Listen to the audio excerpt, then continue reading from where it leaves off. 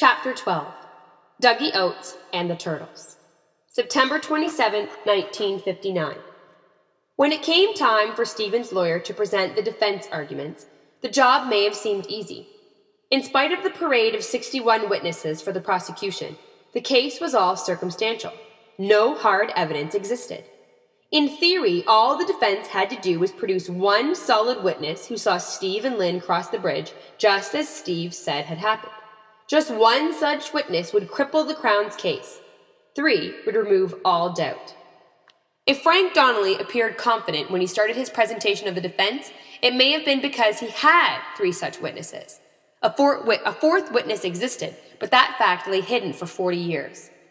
First up was Dougie Oates, a gritty 12-year-old nature lover. For the trial, he had traveled from his new home in Trenton, Ontario. It was a long trip, 355 kilometers, and only portions through Toronto were on the new expressway, Highway 401. It took 8 hours. His father, also in the RCAF, had been transferred from Clinton to the base at Trenton. Dougie sat in the witness stand. Judge Ferguson looked down at him. "Do you understand what it means to take an oath in a courtroom?" "Yes, sir." "What does it mean?" Dougie did not hesitate. "It means you are calling on God to watch you, and if you don't tell the truth, then you are committing a sin." Judge Ferguson leaned back in his chair. It was not clear to those in the courtroom what system he used in judging young people. "I don't think I should swear a boy of this age. Do you want this boy sworn, Mr. Donnelly?" Donnelly paused. He shuffled some papers. "This witness might give some very important evidence. I would like to see the witness sworn if your lordship thinks he should be sworn." The judge paused, thoughtfully. "I think we will swear him. The boy seems pretty intelligent and seems to understand the obligation to tell the truth." Dougie wriggled into the chair. He was prepared for a long session. In response to Donnelly's questions, he told the court about going down to the bridge on the country road that night, the night Lynn Harper disappeared. He had been hunting turtles. "Did you see any?" Donnelly asked. "Yes, 2 of them. I was going to go in to get the first one, and Ronnie told me to stay on the bridge. He took his fishing rod and snagged the turtle by the leg and brought it up and put it in the carrier." That would be Ronnie DeMary. "What carrier?" "Karen Dam's carrier. Karen Dam was the youngest sister of one of Dougie's friends." "A bicycle carrier?" "Yes." "And then?" Dougie continued. "He started to get ready to go home, and I saw one more turtle. It was quite small, and I went down and watched it go down, and then I went down to the bottom of the bridge and grabbed it." "You grabbed the turtle?" "Yes, sir." "What did you do then?" "Well, then I took it up to the top of the bridge, and when Ronnie saw it, he asked me for it, and he gave me the 2 bigger turtles. And then he put it in a bag and went home." Dougie Oates had provided a clear picture of a very ordinary evening in the life of an ordinary kid. 1 small turtle and an even trade for 2 bigger turtles. Donnelly then turned to more serious business. "At any time that evening, did you see Steve Truscott and Lynn Harper?" "Yes, sir." "Where?" "Came by me on the bridge," Dougie replied. "What were you doing on the bridge at that time?" Dougie glanced at the jury and continued. He knew that what he had seen was important. "When they were coming by, I turned around and put up my hand and said hi." "You put up your hand and said hi?" "Yes, sir." "How were they traveling?" "They were riding double on their bike." "Did you know the bicycle?" "No, sir." "Who was pedaling?" "Steve was pedaling." "How was Lynn sitting?" "She was sitting on the crossbar, sir, facing east towards Seaforth," Dougie said. "On which side of the bridge were you?" "I was on the east side." "So you put up your hand and you said hi. And what did Lynn do?" She smiled. "What did Steve do?" Dougie glanced at Steve in the prisoner's box. Steve didn't look up. "I don't think he noticed me because he just kept on riding down." "Which way were they going at that time?" "They were going north towards the highway, number 8 highway." "Which direction were they from the bridge at the time?" "They were on the north of the bridge." "North of the bridge?" "Yes, sir. They were going north on the east side, sir." After a few more questions, Donnelly wrapped up. He asked Dougie to point out where Steve and Lynn were when he saw them. Pointing to a map, he indicated the north side of the bridge over the Bayfield River. "Did you ever see Lynn again?" asked Donnelly. "No, I didn't, sir." "Did you ever see Steve again?" "Yes, sir, about 3 days later." "You didn't see him again that night?" "No, sir." "How long did you stay at the bridge?" "I was there around until about 7:30, because I got home at 7:45. "You got home?" at 15 minutes to 8.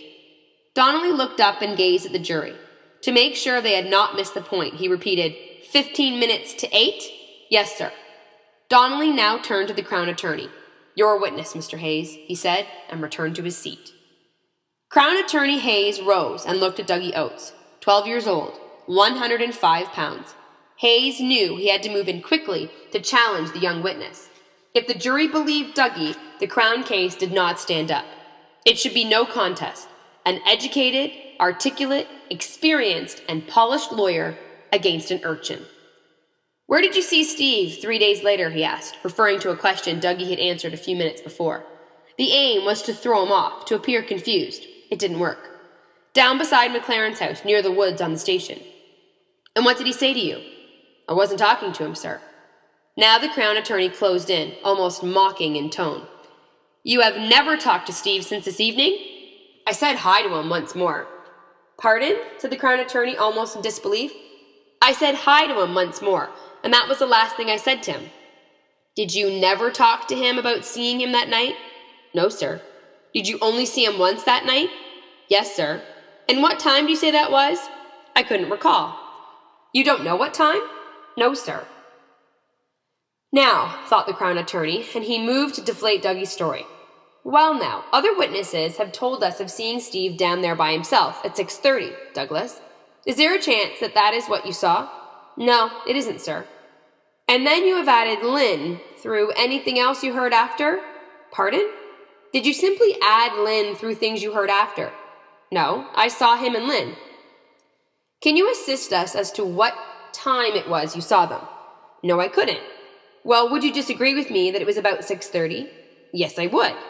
What time do you say it would be that you saw him? I couldn't say. I know it wouldn't be 6:30. Well, would it be before 7? No, sir. Are you sure it was after 7? Yes, sir. Crown Attorney Hayes reached into a pile of papers on his desk. Do you remember giving the police a statement on the Saturday that is the 13th of June? I remember giving them one. What did you say about the time? That time. I can't remember. What time did you tell them that it was that you saw this? I think it was sometime after 7. Hayes now held out the paper he had taken from his desk. I suggest to you that you said it might have been 7 o'clock. He began to read. I don't know the time, but I think half an hour either way from 7 o'clock. Did you tell them that? He waved the paper in front of Dougie's eyes as though he had caught the boy in a lie. Well, I didn't say it was half an hour either way. I said it could have been a half an hour after 7. You didn't tell them it could be half an hour either way? No, I didn't. You said it could have been 7 or half an hour later? Is that what you say? Yes. Crown Attorney Hayes waved the paper, the statement given to police. Constable Tremblay read the statement back to you, but you wouldn't sign it. Is that so? He didn't read it back to me. He gave it to me to read, and I never got finished reading it, though. And I didn't sign it because Mother said not to sign it unless you read it first. Did you finish reading it yourself?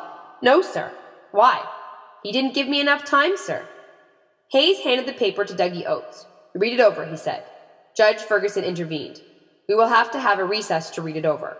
Hayes pulled the paper back from the boy. May I read it to him, my lord? With a nod for approval, the Crown Attorney began to read. I am 11 years old and in grade 5 at AVMC school. Lynn was missing on Tuesday night, June 9th. I had supper starting at about 5 o'clock, and after supper, about 5:30, I did the dishes and left the house about 6 o'clock. I then called for Rodney Dam, but he was gone to the river. I left his place and rode on my bicycle down the country road to the car bridge. It would just take about 5 minutes for me to get down there.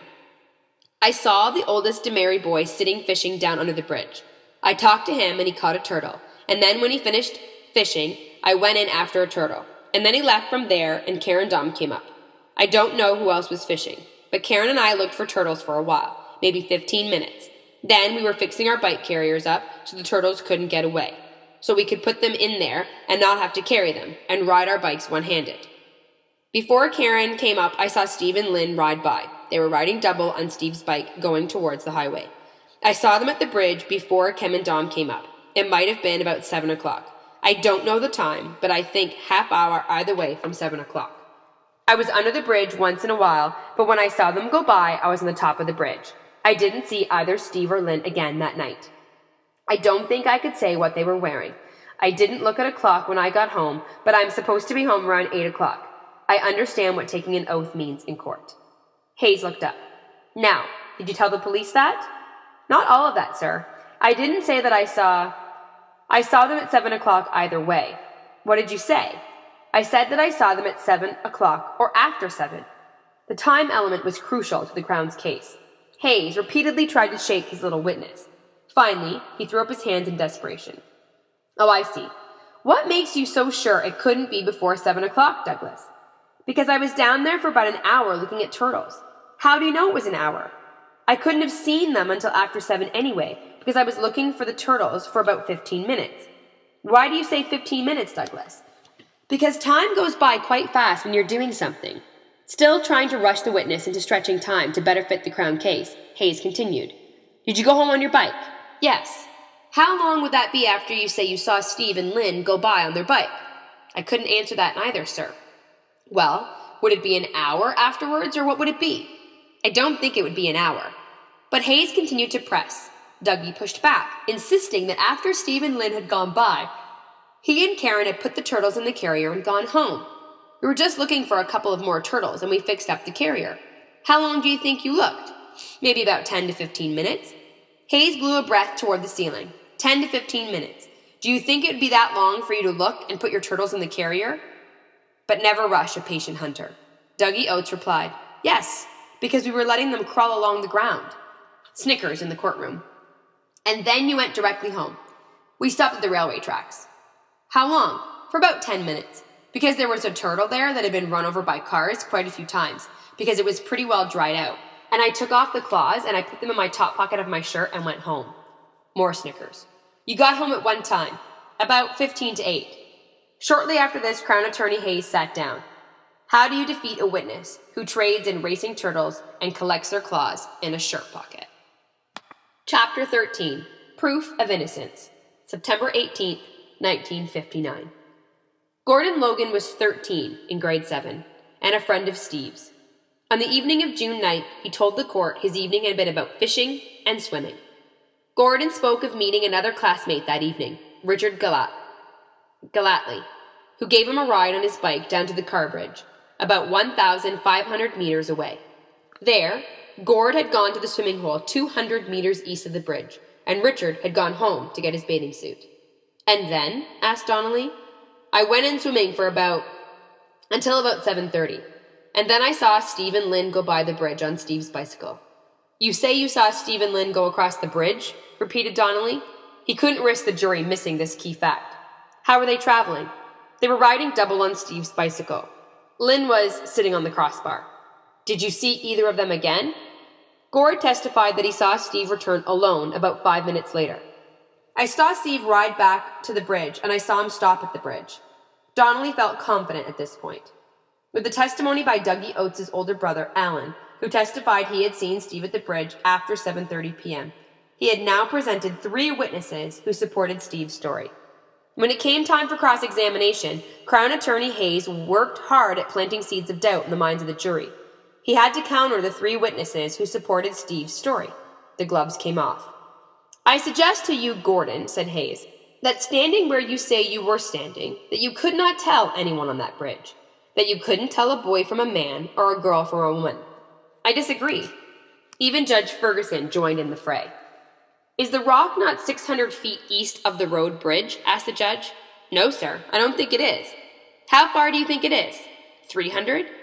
That is 100 yards, mused the judge, about 100 meters. If doubts about Gord's eyesight from the judge were not enough, Hayes later brought back Constable Tremblay of the OPP to testify that he couldn't make out features of a person from that distance.